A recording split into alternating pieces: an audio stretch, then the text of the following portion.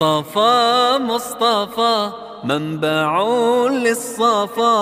سيد الأنبياء مشعل في الوفاء كان في عطفه. بسم اللہ الرحمن الرحیم.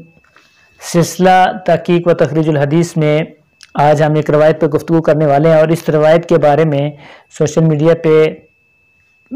بہت زیادہ کہہ رہے ہیں کہ ایک طوفان کہہ لیں یا کچھ بھی کہہ لیں، وہ بپا ہے اس چیز کو لے کے. وہ پوسٹ جو ہے جس کا میں ذکر کر رہا ہوں آپ کے سامنے اس وقت، اس کو آپ غور سے دیکھ لیں کہ اس میں کچھ اس طرح کہا جا رہا ہے جی اللہ تعالیٰ جس سے نفرت کرتے ہیں یا بغض رکھتے ہیں تو اللہ تعالیٰ اس کے دل میں کتوں کی محبت ڈال دیتے ہیں. اب یہ کس کو کہا جا رہا ہے، کس حوالے سے کہا جا رہا ہے، وہ میں یہاں پہ ذکر نہیں کرتا کیونکہ وہ میرا موضوع نہیں ہے. اس پوسٹ میں یہ جو روایت ذکر کی گئی ہے اس کو دیکھ لیں. تو جہاں تک اس روایت کی بات ہے تو ان 2-3 دنوں میں کوشش کی گئی ہے کہ کچھ اس کا ماخذ وغیرہ ہمیں مل جائے، کہیں پہ یہ روایت ملے، لیکن کوشش کے باوجود بھی ہمیں ان الفاظ کے ساتھ کوئی روایت نہیں ملی ہے. ٹھیک ہے، تو جس ساتھی نے پوسٹ بنائی ہے یا کسی حدیث کا حوالہ دیا ہے وہی اس کے بارے میں بتا سکتے ہیں. ہمیں بہرحال تلاش کے باوجود بھی اس کا کوئی ماخذ نہیں مل سکا، سند تو دور کی بات ہے. تو لہذا جب تک کسی مستند ماخذ سند سے یہ روایت نہ مل جائے، کیونکہ بعض جگہ اللہ کے نبی صلی اللہ علیہ وسلم کی طرف صراحتاً اس کو منسوب کیا گیا، ٹھیک ہے، تو جب تک اس کی کوئی سند نہ مل جائے تب تک اس کو بیان نہیں کیا جا سکتا. ہاں سند مل جائے تو اس کو دیکھنے کے بعد پھر اللہ کو حکم لگایا جا سکتا ہے. تو جب تک سند نہیں ملتی تب تک اس کو بیان نہ کیا جائے، نہ ہی اللہ کے نبی صلی اللہ علیہ وسلم کی طرف اس کو منسوب کیا جائے. اچھا، یہاں تک تو بات تھی اس روایت کے حوالے سے. اب یہاں پہ ہم کچھ آگے اس موضوع کو لے کے جاتے ہیں، اور اس حوالے سے آپ میں سے ہر ایک اس چیز کو جانتے ہیں بہتر کہ غیر اقوام جو ہیں، خاص طور پہ مغربی اقوام، ان میں کتے کے ساتھ کس حد تک محبت، پیار، اپنے کیا نام ہے کھانے پینے تک، بیڈ روم تک ان کو لے کے جانا اور کیا کچھ ان کے ساتھ ہونا، وہ ایک الگ چیز ہے. وہ ان اقوام جو کچھ وہ کر رہی ہیں، لیکن بعض ہمارے مسلمان بھی اگر ہم ان کو دیکھیں تو وہ بھی انہی کی نقل میں کہہ لیں یا اپنی کسی ذاتی وجوہات کی بنا پہ کتوں سے محبت میں حد سے زیادہ آگے بڑھتے جا رہے ہیں. تو آیا یہ درست ہے یا نہیں درست؟ تو اس کے لیے میں صرف چند احادیث آپ کے سامنے مینشن کرتا ہوں. اس کے بعد میرے وہ دوست، وہ بھائی جو اس چیز میں مبتلا ہیں، وہ خود اس پہ غور کر کے خود ہی اپنے اوپر حکم لگا لیجئے گا کہ ان احادیث کے بعد بھی آیا ہم اس چیز کو برقرار رکھیں یا چھوڑ دیں. یہ آپ پہ ہوا. احادیث میں جس وقت ہم غور کرتے ہیں تو ہمیں سرسری غور کے بعد ہی کچھ چیزیں ہمارے سامنے آتی ہیں کہ جہاں پہ کتوں کے بارے میں حکم وغیرہ اور یہ ساری چیزیں پتہ چلتی ہیں. میں صرف مینشن کروں گا اور حوالہ دوں گا، لمبی وہ میں نہیں کر سکوں گا کہ ویڈیو ہماری بہت زیادہ لمبی ہو جائے گی. احادیث میں جس وقت ہم نے کتوں کے حوالے سے غور کیا تو ہمیں ایک چیز تو یہ ملی کہ ابتداء اسلام میں، یعنی ابتداء میں اللہ کے نبی صلی اللہ علیہ وسلم نے کتوں کو قتل کرنے کا حکم دے دیا تھا کہ کتے جہاں نظر آئیں ان کو قتل کر دو. حضرت جابر رضی اللہ عنہ فرماتے ہیں کہ یہاں تک کہ اگر کسی عورت کے ساتھ دیہات سے بھی کوئی کتا آتا ہم اس کو بھی قتل کر دیتے. بعد میں اللہ کے نبی صلی اللہ علیہ وسلم نے اس میں تھوڑی نرمی فرمائی اور فرمایا کہ ہر کتے کو قتل نہ کرو، مخصوص کتوں کو کہا کہ ان کو قتل کر دو، باقی کتوں کو چھوڑ دو، ہر کتے کو قتل نہ کرو. اور یہ روایت جس کا میں ذکر کر رہا ہوں یہ صحیح مسلم کے اندر کافی سندوں سے موجود ہے، دیگر کتب کے اندر بھی یہ موجود ہے. یہ والی روایت مسند احمد میں ہے اور دیگر کتب میں ہے کہ جہاں پہ یہ چیز موجود ہے کہ شروع میں حکم تھا کہ کتوں کو قتل کر دو، لیکن بعد میں اللہ کے نبی صلی اللہ علیہ وسلم نے اس سے منع کر دیا کہ نہیں، سب کو قتل نہ کرو، یہ جو مخصوص کتے ہیں انہی کو قتل کرو. ایک چیز تو یہ کہ قتل کا اس جانور کو حکم دیا، وہ بعد میں منسوخ ہوا، الگ چیز ہے، لیکن اس میں بھی مخصوص کتوں کو قتل ہی کرنے کا حکم تھا. ایک چیز تو یہ دیکھتے ہیں. دوسری چیز جس وقت ہم حدیث میں غور کرتے ہیں تو ہمیں یہ ملتی ہے کہ خاص کتوں کے حوالے سے اللہ کے نبی صلی اللہ علیہ وسلم نے فرمایا، صحاح کے اندر یہ روایات موجود ہیں کہ اللہ کے نبی صلی اللہ علیہ وسلم فرمایا کہ جس برتن میں کتا منہ لگا لے، یعنی کتا اس میں منہ اگر لگا لیتا ہے تو اس برتن کو 7 دفعہ دو، اور ان میں سے پہلی دفعہ مٹی کے ساتھ اس کو دو. اور صحیح مسلم کے اندر دوسری سند میں روایت ہے، وہاں پہ ہے کہ 7 دفعہ دو پانی وغیرہ کے ساتھ، اور 8ویں دفعہ مٹی کے ساتھ اسے آپ صاف کرو یا مٹی کے ساتھ دو. ٹھیک ہے، اب یہاں پہ کہ 3 دفعہ دھونا چاہیے یا 7 دفعہ دھونا چاہیے وہ ایک الگ موضوع ہے. میں احادیث کو مینشن کر رہا ہوں کہ احادیث کے اندر 7 دفعہ، جو 3 دفعہ کا کہتے ہیں وہ بھی اس چیز کے قائل ہیں، وہ فرماتے ہیں کہ 7 دفعہ جو دھونے کا حکم ہے یہ استحبابی ہے، وجوبی نہیں ہے، لیکن حکم تو ہے نا کہ کتا اگر منہ مار دے تو اس کو 7 دفعہ دو، اور استحبابی طور پر یہ حکم ہے کہ مٹی وغیرہ کے ساتھ 1 دفعہ دھویا جائے۔ اگر مٹی کے ساتھ کیوں حکم ہے تو اس پہ علماء کیا کہتے ہیں، سائنس کیا کہتی ہے، وہ لمبا موضوع ہو جائے گا۔ بہرحال زیادہ سے زیادہ ہم یہی کہہ سکتے ہیں کہ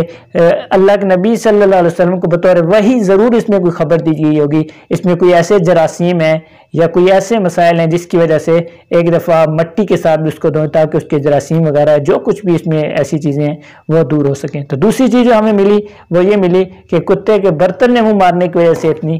سخت یہ حکم دیا گیا۔ تیسری چیز جو اگر ہم غور کرتے ہیں وہ یہ ملتی ہے کہ اللہ کے نبی صلی اللہ علیہ وسلم کے وہ ارشادات جن میں اللہ کے نبی صلی اللہ علیہ وسلم نے فرمایا کہ جس گھر میں کتا ہو اس گھر میں رحمت کے فرشتے داخل نہیں ہوتے۔ روایات میں بعض جگہ ساتھ تصویر کا بھی ذکر ہے لیکن کتا بھی وہاں پہ ہے کہ کتا ہو تو وہاں پہ رحمت کے فرشتے داخل نہیں ہوتے، اور یہ روایت بخاری، مسلم، مسند احمد، دیگر صحاح کی کتب کے اندر بھی یہ والی روایت موجود ہے، ٹھیک ہے۔ اور ایک واقعہ بھی صحیح مسلم وغیرہ مسند احمد میں یہ واقعہ بھی ملتا ہے سیدہ عائشہ رضی اللہ عنہ کے حوالے سے، اور فرماتی ہیں کہ ایک دفعہ جبریل علیہ السلام نے اللہ کے نبی صلی اللہ علیہ وسلم سے ملنے کا وعدہ کیا کہ میں اس وقت آؤں گا، لیکن اس مخصوص وقت میں نہ آئے۔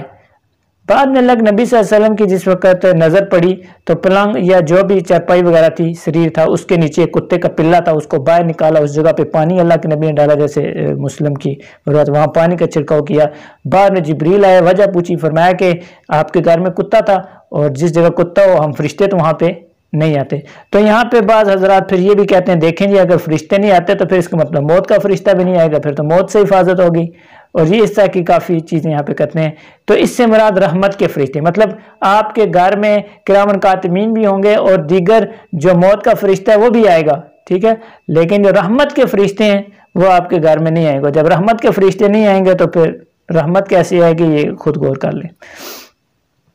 3 چیزیں ہوگی۔ ایک اور چیز یہاں پہ جس وقت ہم حدیث ہم کو سرسی طور پہ ہم نے حدیث دیکھی تو ہمیں یہ چیز ملی کہ اللہ کے نبی صلی اللہ علیہ وسلم نے فرمایا کہ جس شخص نے گھر میں کتا رکھا اس کے ہر روز کے عمل سے 1 قرات کم کر دیا جائے گا۔ بعض روایات میں جیسے مسند احمد میں اور صحیح مسلم میں جو روایات ہیں ان کے اندر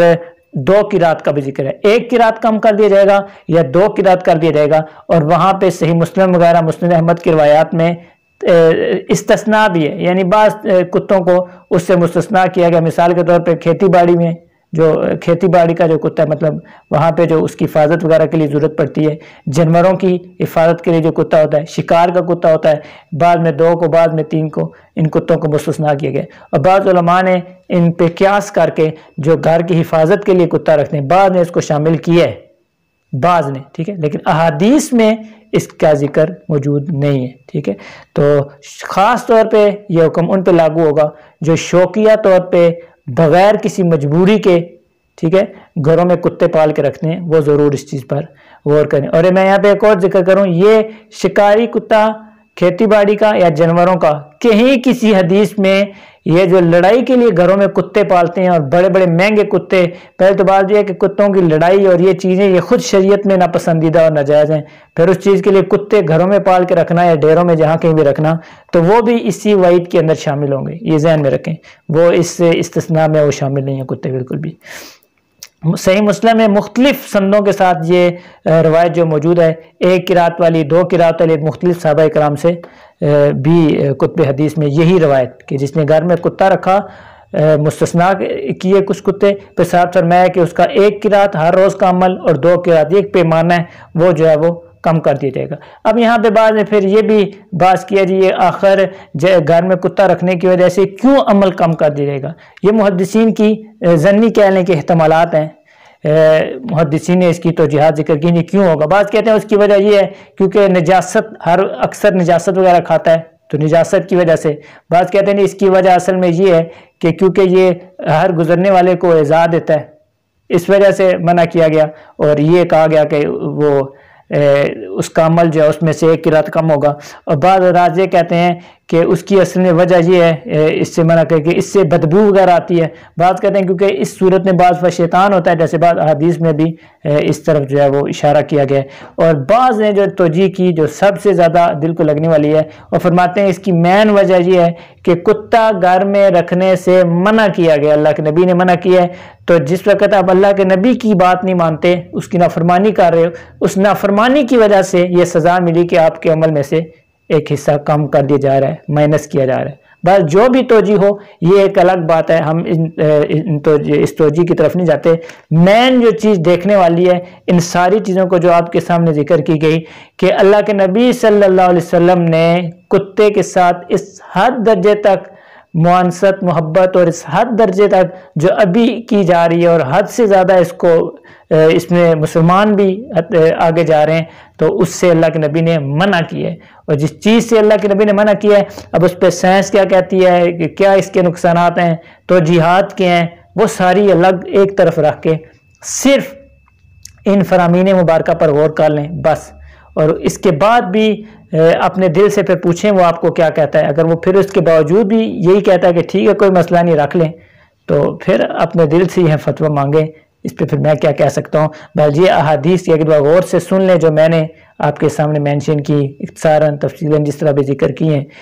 کہ اس درجے تک کتوں سے محبت کرنا یہ بالکل بھی درست نہیں لگتا. آگے آپ خود سوچیں، سمجھدار ہیں، اس چیز پر غور کریں. وصلی اللہ علی النبی الامی.